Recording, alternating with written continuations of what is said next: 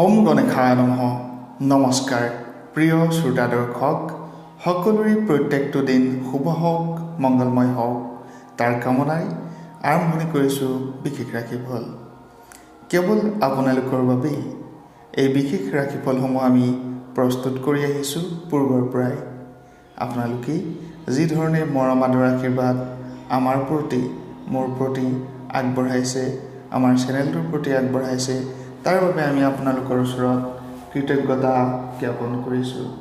আপোনালোকৰ মৰম আদৰ আশীৰ্বাদ অবিহনে আমি এই চেনেলৰ অগ্ৰগতি কৰাটো যথেষ্ট কঠিন। গতিকে সকলোকে অনুৰোধ জনাইছোঁ, যিসকলে ভাল পায় হিন্দু সনাতন ধৰ্মৰ বিভিন্ন ধৰণৰ ৰীতি নীতি জ্যোতিষশাস্ত্ৰৰ ওপৰত আধাৰিত ভিডিঅ'সমূহ যিসকলে ভাল পায়, আপোনালোকৰ বন্ধুবৰ্গই যাতে আমাৰ ভিডিঅ'সমূহ পায় তাৰ বাবে এটা শ্বেয়াৰ কৰি দিবলৈ অনুৰোধ জনাইছোঁ। আজি আপোনালোকক জনাব বিচাৰিছোঁ 2024 বৰ্ষত বিশেষভাৱে অত্যন্ত ভাগ্যৰ ফলাফল আছে বুলি কোৱা হৈছে আৰু 2024 বৰ্ষতে জ্যোতি বান্ধিব সূৰ্য আৰু বৃহস্পতি গ্ৰহই। গ্ৰহসকলৰ ৰজা সূৰ্যদেৱ আৰু গ্ৰহসকলৰ গুৰু দেৱতাসকলৰ গুৰু বৃহস্পতি। এই বৃহস্পতি গ্ৰহৰ শুভ প্ৰভাৱ আপোনাৰ ওচৰত থাকিব, সূৰ্য গ্ৰহৰ শুভ প্ৰভাৱ আপোনাৰ ওচৰত থাকিব, যাৰ বাবে কেৰিয়াৰৰ ক্ষেত্ৰত চমকপ্ৰদ অৰ্থাৎ এক সোণালী সুযোগ আপোনালোকে লাভ কৰিব পাৰিব। তাৰ লগতে অৰ্থনৈতিক উন্নতি আৰু ধন অৰ্থৰ সৰ্বতো প্ৰকাৰৰ ভাগ্য সমৃদ্ধি নিশ্চিতভাৱে লাভ কৰিব। এটা অনুৰোধ আপোনালোকৰ প্ৰতি, যাতে আমাৰ চেনেলটো আপোনালোকে ছাবস্ক্ৰাইব কৰে আৰু বেল আইকনটো প্ৰেছ কৰি ল'ব বুলি আশা ৰাখিছোঁ। 2024 বৰ্ষৰ এপ্ৰিল মাহত সূৰ্য বৃহস্পতিৰ জ্যোতিৰ ফলত 3 ৰাশিৰ জাতক জাতিকাসকল লাভান্বিত হ'ব। 3 ৰাশিৰ জাতক জাতিকাসকলে যথেষ্ট সৌভাগ্য সমৃদ্ধি লাভ কৰিব। পোনপটীয়াকৈ যদি আমি ক'ব বিচাৰোঁ, এই বিশেষ 2 গ্ৰহৰ জ্যোতিয়ে যথেষ্ট প্ৰভাৱ বিস্তাৰ কৰিব কোনো কোনো ৰাশিৰ ওপৰত।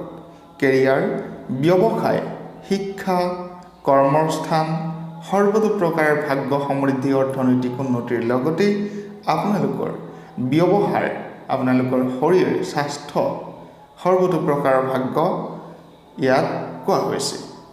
আমি যদি ক'ব বিচাৰোঁ, জ্যোতিষশাস্ত্ৰত সূৰ্য গ্ৰহক আত্মাৰ কাৰক গ্ৰহ হিচাপেও বিবেচনা কৰা হয়। ব্যক্তিক শক্তি প্ৰদান কৰে সূৰ্য গ্ৰহই, আৰু সূৰ্য গ্ৰহ যদি আপোনাৰ শুভ স্থানত থাকে তেনেহ'লে আপোনালোকৰ সৰ্বত্ৰে উন্নতি সমৃদ্ধিৰ যুগ এটা দেখা পোৱা যায়। সাধাৰণতে সমস্ত ৰাশিৰ জীৱনত সূৰ্যৰ ৰাশি পৰিৱৰ্তনে প্ৰভাৱ বিস্তাৰ কৰে। আনফালে নৱগ্ৰহৰ মাজত অন্যতম গুৰুত্বপূৰ্ণ গ্ৰহ হিচাপে বৃহস্পতিক বিবেচনা কৰা হয়, আৰু বৃহস্পতি গ্ৰহ যদি কাৰোবাৰ শুভ থাকে তেনেহ'লে সুখ সমৃদ্ধি, ধন, বৈভৱ, মান সন্মান আদি বৃদ্ধি পায়।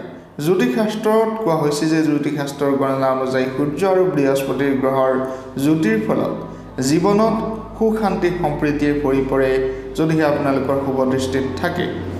জ্যোতিষৰ গণনা অনুযায়ী কোৱা হৈছে যে এপ্ৰিল মাহৰ পৰা মেষ ৰাশিত প্ৰৱেশ কৰিব সূৰ্য গ্ৰহ।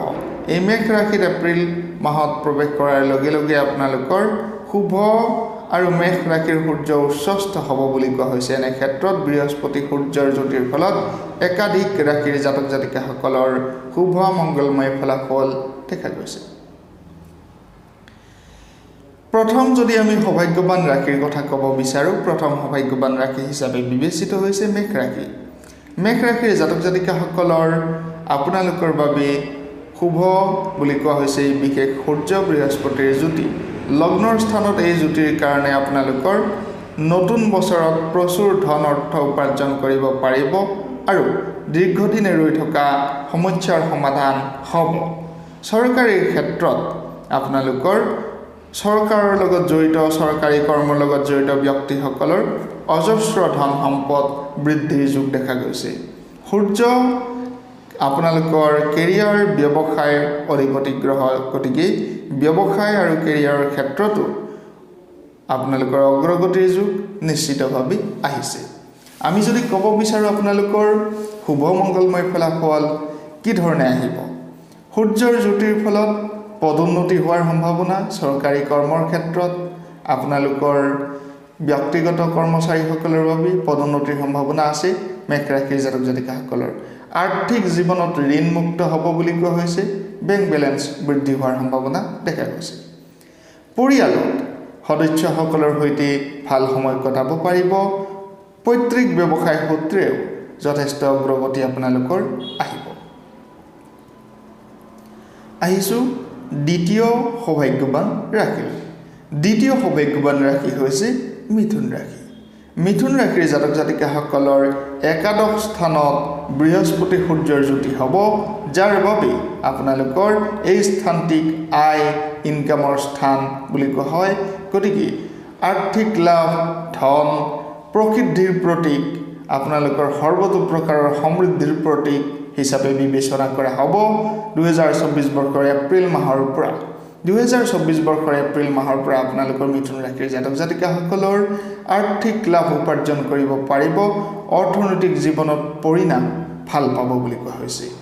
সমৃদ্ধি সৰ্বতো প্ৰকাৰৰ থাকিব। কৰ্মৰ ক্ষেত্ৰত অগ্ৰগতিৰ যুগৰ লগতে আপোনালোকে যথেষ্ট অৰ্থ সঞ্চয়ন কৰিব পাৰিব।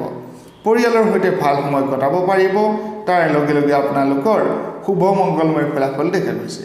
সমাজত মান সন্মান বৃদ্ধিৰ যুগ, উন্নতিৰ যুগ, প্ৰসিদ্ধিৰ যুগ, বৃদ্ধিৰ যুগৰ লগতে সম্পদ ক্ৰয়ৰ যুগ কিন্তু দেখা গৈছে মিথুন ৰাশিৰ জাতক জাতিকাসকলৰ। কৰ্কট ৰাশি হৈছে তৃতীয় সৌভাগ্যৱান ৰাশি।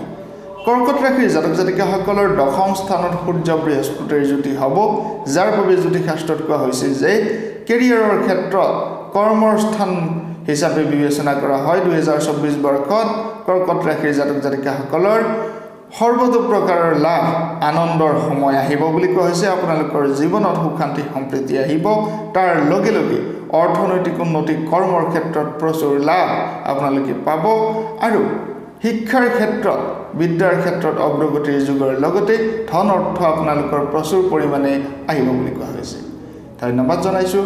আপোনালোকে যদি আমাৰ সৈতে ব্যক্তিগতভাৱে যোগাযোগ কৰিব বিচাৰে, আপোনালোকৰ জন্মকুণ্ডলীখন চাবলৈ বা আপোনালোকৰ জন্মকুণ্ডলীখন বনাবলৈ কোন গ্ৰহৰত্ন ধাৰণ কৰিলে শুভ হ'ব তাৰ বিষয়ে জানিব বিচাৰে, আমাৰ সৈতে পোনপটীয়াকৈ যোগাযোগ কৰিব পাৰে।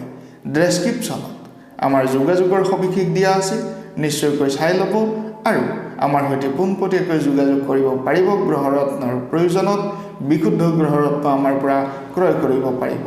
প্ৰত্যেকগৰাকী শ্ৰোতা দৰ্শক সকলোৰে প্ৰত্যেকটো দিন শুভ মংগলময় হোৱাৰ কামনাৰে সামৰিছোঁ এই বিশেষ ৰাশিফল। ধন্যবাদ।